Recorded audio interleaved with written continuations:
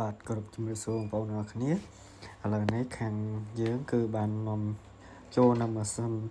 Dell Mac Initial Model 2026មួយគ្រឿងទៀតហើយមួយគ្រឿង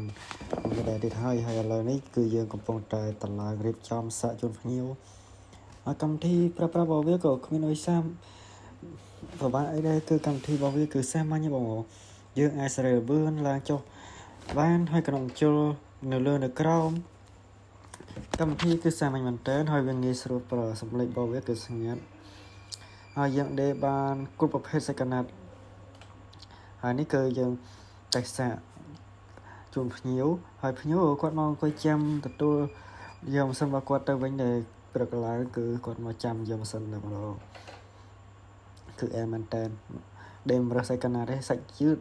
ក្រាស់ស្ដើងអីដេបានគ្រប់សាច់កណាត់អែមែនតើ